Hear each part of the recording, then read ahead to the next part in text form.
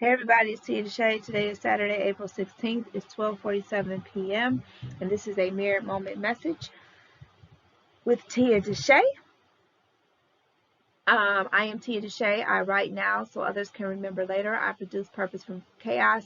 I am a spiritual teacher for personal generational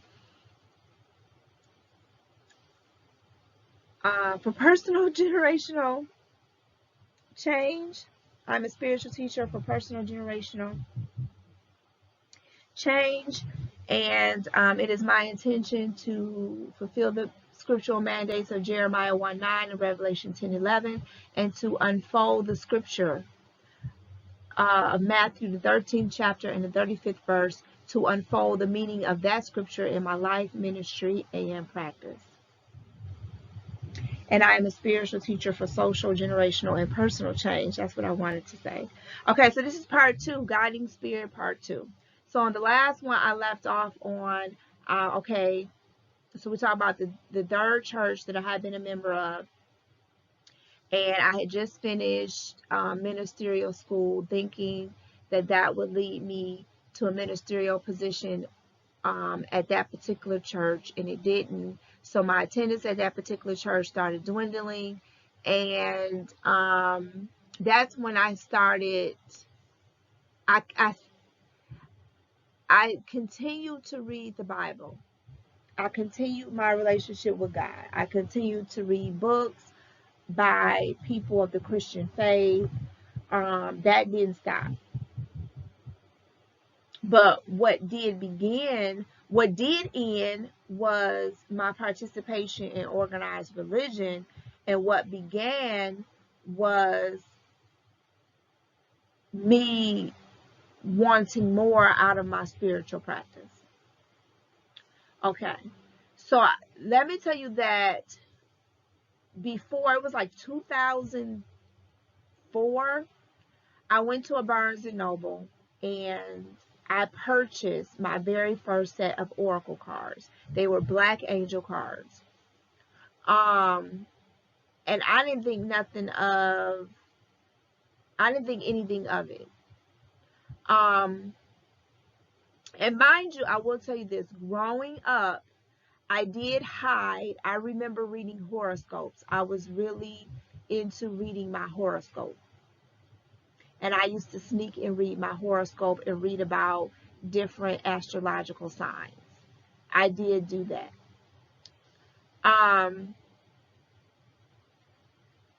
And when I purchased my very first set of Oracle cards, like in 2004, I intuitively knew how to read them.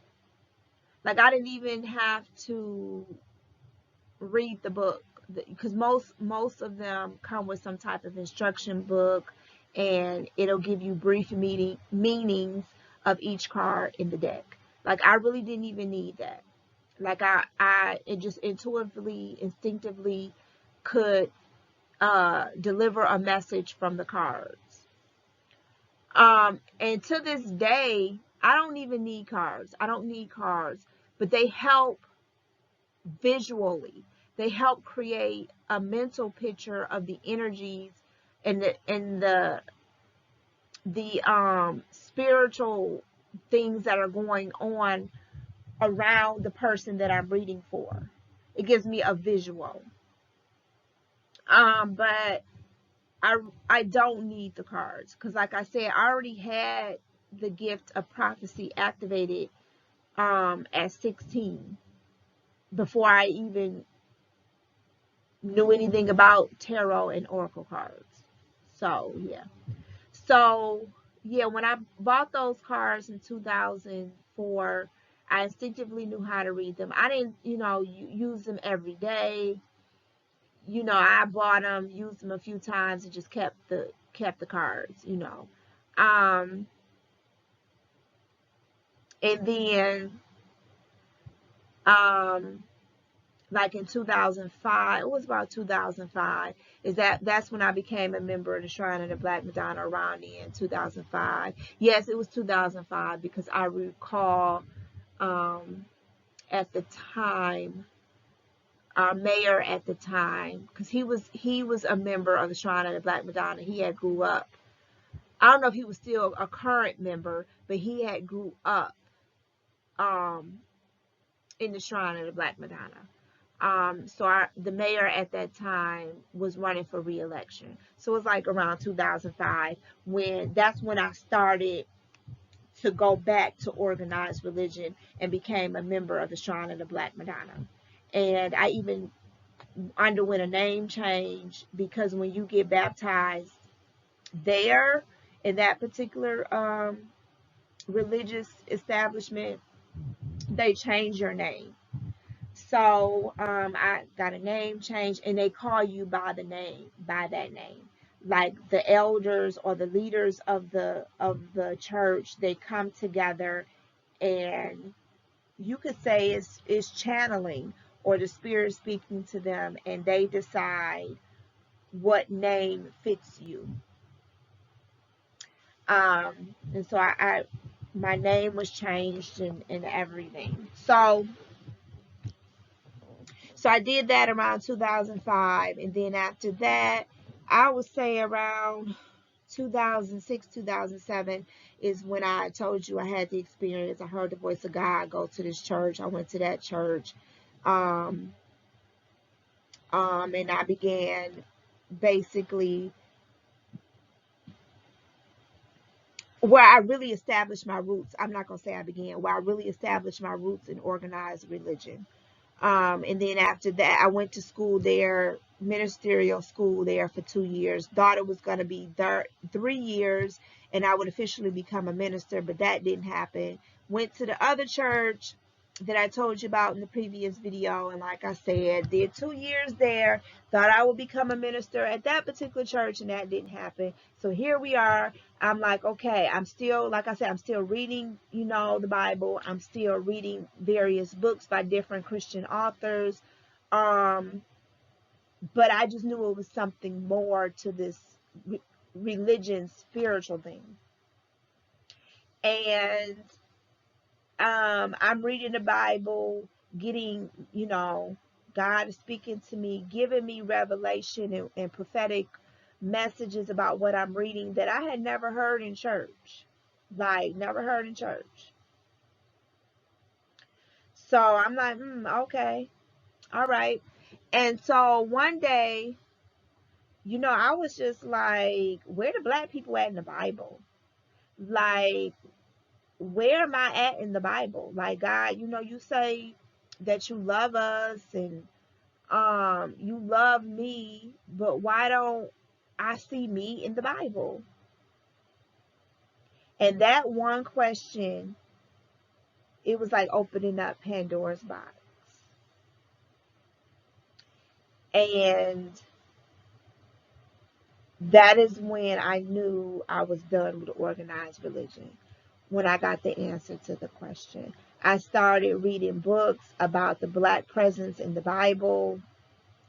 I realized that the gift of speaking in tongues, and if you're from the Christian faith religion, you're gonna know what I'm talking about.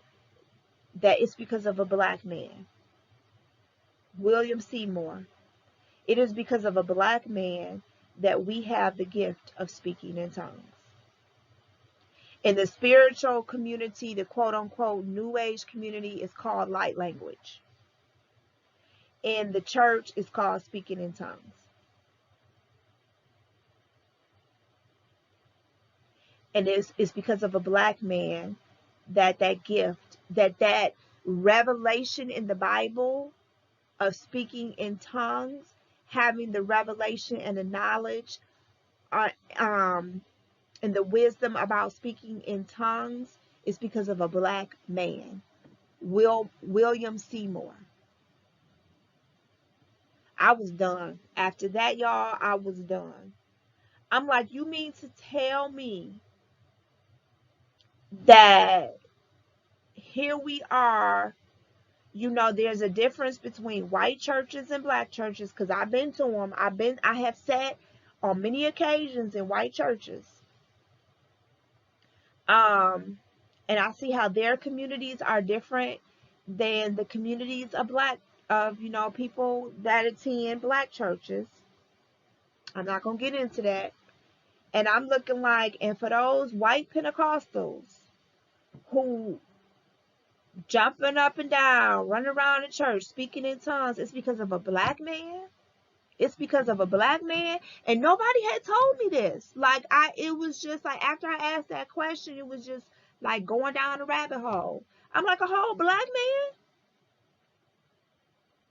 Like, you're able to speak in another tongue that to this day no one can really explain it, how it works, why it works, the power behind it. I mean, no one can, I mean, I've heard surface level teachings and messages and sermons by pastors and ministers and all of that about speaking in tongues, but can't nobody really explain the esoteric, occult energy behind speaking in tongues. And it's because of a whole black man we have this. Quit playing with me. So that revelation came in around 2012, 2013. No, 2000, yeah, 2012, no. Yeah, 2012, 2013. So I'm like, okay. So I remember one day I was in the kitchen. I remember exactly where I was living at the time, what the kitchen looked like. And I heard, you're going to go to Atlanta. You're going to move to Atlanta.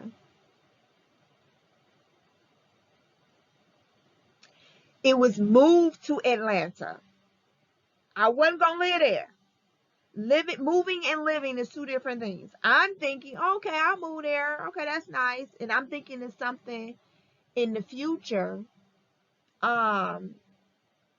And that I was going to live there permanently. Like, I was not going to come back to Detroit.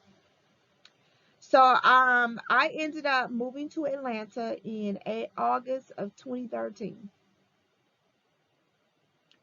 And that is when all of this, just all of what I'm doing began. What I'm doing now began. So when I moved there,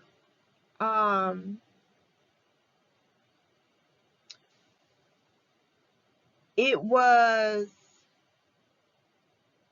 I remember moving there. It was someone I knew at the time. I had met through social media. She was a Christian, and we had become friends. At least I thought it was at the time. And she knew somebody that lived in Georgia, and so we connected. And the intention was I was supposed to stay with her until I found a job and, you know, and get on my feet. Well, she was, I don't know, she was a Christian. So I remember, you know, she would sit in front of the window, she would cover her head, and like she would sit in a meditative pose. So I'm thinking, you know, like she's meditating or she's talking to God, you know, whatever. I didn't think anything of it. So she had asked to pray for me. She had placed her hands on my feet, and prayed for me, you know. Supposedly she prayed, you know, to wherever my feet will go, whatever ground my feet touch, you know, God be with me and all that. Well, later on, before I say that, but okay, so after that, I went to church with her a few times. No, once, just one time. And then all of a sudden, she just flipped the script on me. She was just like, oh, I had only been in Atlanta for like maybe 2 weeks. And she was like, you got to go. And I'm like, what? Like, you got to go. So I was like, okay. So I had to find somewhere to go. So I got on Craigslist or whatever. I found a house, somewhere. I had to rent a room. I found a place, called a cab or something to pay to take me, because she didn't live in Atlanta. She lived in Conyers, which was, I think, like 30 minutes outside of Atlanta. So, and I knew something was up because when I arrived in Atlanta, she was not there to pick me up. She had some excuse about why she couldn't come get me. And I had to call someone else that I knew that lived in Atlanta to come get me. And she took me to her house. And I'm waiting and waiting on her to come. No, she said that she would come pick me up. She said, can you find somebody to come pick you up? And I'll pick you up from wherever you are. So I called my friend who I knew in Atlanta. She came to get me, and I'm over there, waiting and waiting and waiting. The time has come for her to come pick me up, and then she's like, "Oh, I can't come get you. Can she, can she just drop you off?" And I'm looking like I knew then. I was like, this is not gonna be good. My time here is not gonna be good. I knew it. So I had to pay, I gave my friend gas money for taking me, she got to get up and go to work the next day, and now she got to drive 30 minutes to take me to, this girl's house and all this other stuff. And, and she told me, she was like, something ain't right about that. So I was just like, okay. So, like I said, the girl, she prayed, over my feet or whatever. And then all of a sudden she flipped the script and told me I had to go. And I'm telling you, I had only been in Atlanta for like 2 weeks. So I got on Craigslist. I found somewhere to go. I rented a room. When I look back on it, whatever she did, it was not of God. Whatever she did to me, it was not of God. I believe I have no problem with the word witch. In the Christian circles, they get all in a tizzy about the word witch. But that's because they are looking at the connotative definition, the emotions attached to the word witch. I look at what a witch really is, the definition, the historical. I research things. I don't get all in my feelings with words, because you got to look at the definition of a word and look at the historical implications or the history of a word. So I'm not one of those type of people that get all in a tizzy and feel all some kind of way about words. So I truly believe that she was a witch, and that me not knowing at the time, like having no knowledge, that she was operating on the dark side. And because I didn't know, I was an open vessel. I believe that to this day, she saw my future. She saw how powerful I was, or what I was going to be. No, I was, but I didn't know. I hadn't come into awareness of it. Like, she saw who I was in the spirit, and she knew that I didn't know. And so what I thought was praying over me was, oh yeah, she was praying over me, all right. She had actually cast a spell on me. She had done witchcraft on me. And when she saw a glimpse of what I was to, once I became an awareness of it, and I'll just put it this way, what I was to become, because I already was it. I just didn't realize I was it.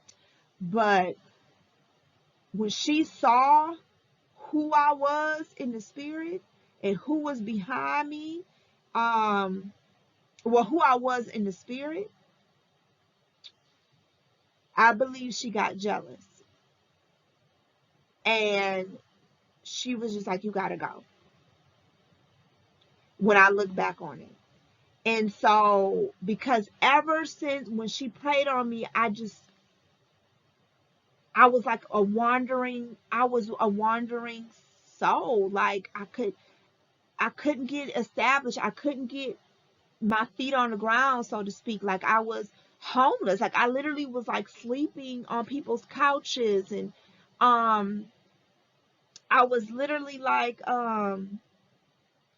sleeping in strangers, people giving me a place to stay, and they're strangers, and like really had put myself. I was really in some dangerous positions. Like anything could have happened to me. Anything. Sex trafficking, drug use, abuse, from physical, sexual. I mean, I know that I was being watched over. I know my ancestors. Before I knew my ancestors, I knew the angels. God was watching over me, because the situations I was in, I'm telling you, there's no way I should have came out of them alive. And there's no way that, it's just no way. So, um, I moved into a room. Now, this is my first time ever doing rooming houses. I didn't know anything about rooming houses except through a movie I watched, the Women of Brewster Place, or something like that, about rooming houses. It was another movie I watched, that was about rooming houses. Like, because in Detroit, we don't have rooming houses, but that's a very popular thing in the South. So I rented a room in a rooming house. Um, and the type of spiritual activity I saw in that place, that's when I started to open up and be aware of entities, and entities having control of people, all of that. So, I moved in that house. I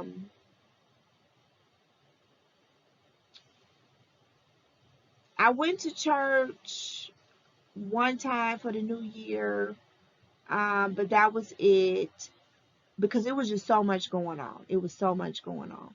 And I know why it was so much going on, because of what she prayed over me, what she did. Um, so in 2014, 2014? Yeah, 14, I decided to take, no, even before that, I'll take that back. Before that, I took a prophetic,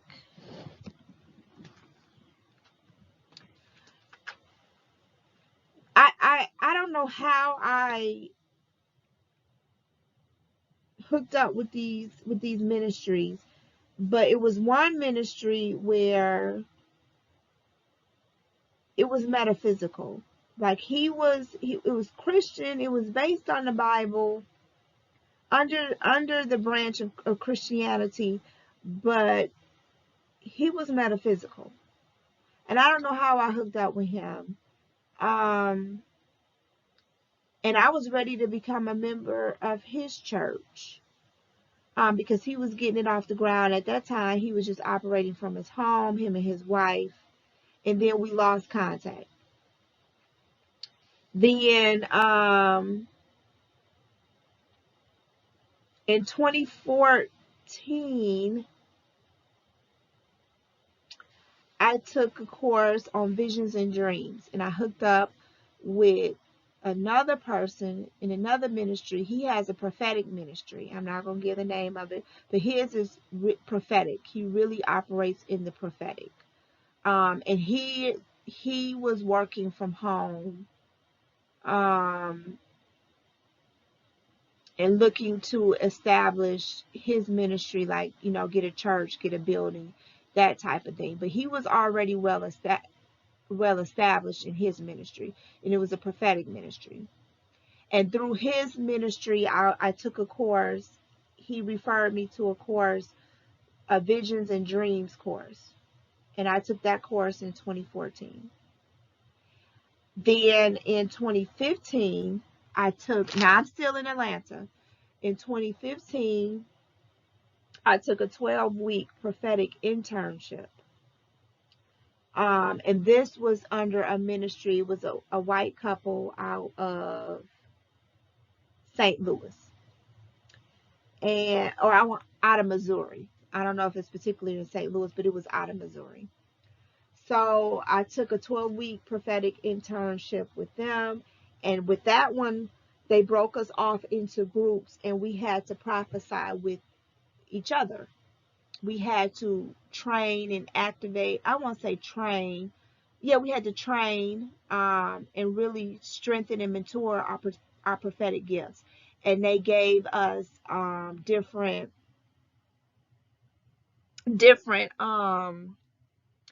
tips and strategies of how to really tap into your prophetic gift. Like one thing that I remember that I took away from that versus prophesying to different people, because I wrote down all the prophecies that people gave me. I wrote it down and I still have it to this day. But what I learned from that particular 12-week internship is that everything is relevant when you're prophesying to somebody. Everything is relevant. If I'm giving you a prophecy and I hear sirens in the background, that's not a coincidence. If I hear airplanes going, overhead, that's not a coincidence. Like, that's part of the message. Some people will see it, will see like the image of an airplane or see the image of a police car or an ambulance. Other people will hear it. But everything is relevant to your prophetic message. So that was a really, really helpful 12-week prophetic internship. It was really helpful, and what I really enjoyed about it is that we were able to use our gifts. Like we were able to